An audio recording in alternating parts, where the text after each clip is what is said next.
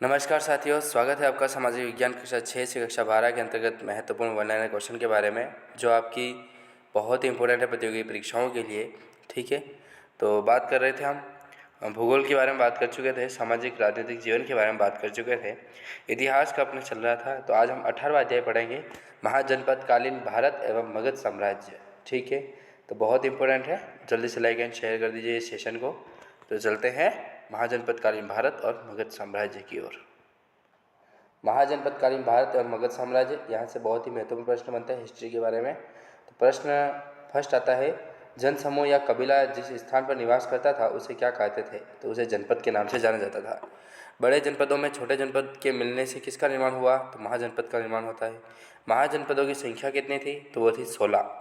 16 महाजनपदों की सर्वप्रथम जानकारी कहाँ से मिलती है? तो वो मिलती है बौद्ध ग्रंथ अंगुत्तर निकाय से। 16 महापदों का राजधानी क्या थी महाजनपदों की? तो देखिए, पहला था अंग, जिसकी राजधानी थी चंपा। मगध की राजधानी थी पाटलिपुत्र। काशी की राजधानी थी वाराणसी। कौशल की राजधानी थी श्रीवस्ती। वज्जी महाजनपद की राजधानी थी वैशाली। मल्ल की थी कुशिनरी पावा। चेदी की थी शक्तिमती। वत्स की थी कौशाम्बी। कुरु की थी इंद्रप्रस्थ और पांचाल की थी अहिछत्रम काम्पिल्य। तो ये जी थी, ये उनकी राजधानियाँ थी। ठीक है, नेक्स्ट बात करते हैं। तो देखिए, मत्स्य की थी विराटनगर। शूरसेन की थी मथुरा। अश्मक की थी पोतन। अवंती की थी उज्जैनी महिष्मती। कंबोज की थी राजपुर। गांधार की थी तक्षशिला। ये जो है इनकी महाजनपदों की राजधानियाँ थी। फाइनल क्वेश्चन वापस आते हैं, महाभारत काल में किस महाजनपद में पांडवों ने अज्ञातवास बिताया था? तो वो था मत्स्य जनपद की राजधानी विराटनगर में। महाजनपद काल का सबसे शक्तिशाली जनपद किसे माना गया है? तो वो माना गया है काशी को। रामायण काल में किस महाजनपद की राजधानी अयोध्या को बताया गया था? तो वो थी कौशल। बौद्ध काल में कौशल की राजधानी किसे बताया गया था? तो वो बताया गया था श्रावस्ती को। महाभारत में उल्लेखित राजा शिशुपाल का संबंध किस महाजनपद से था? तो वो था चेदी से। शूरसेन के किस राजवंश में श्री कृष्ण का जन्म हुआ? तो वो थे यादव राजवंश। तक्षशिला महाविद्यालय किस महाजनपद का एक अंग था? तो वो था गांधार जनपद का।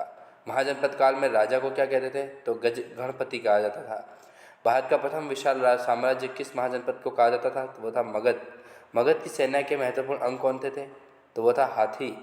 मगध राज्य की प्रथम राजधानी किसे माना गया था? तो वो था गिरिव्रज को।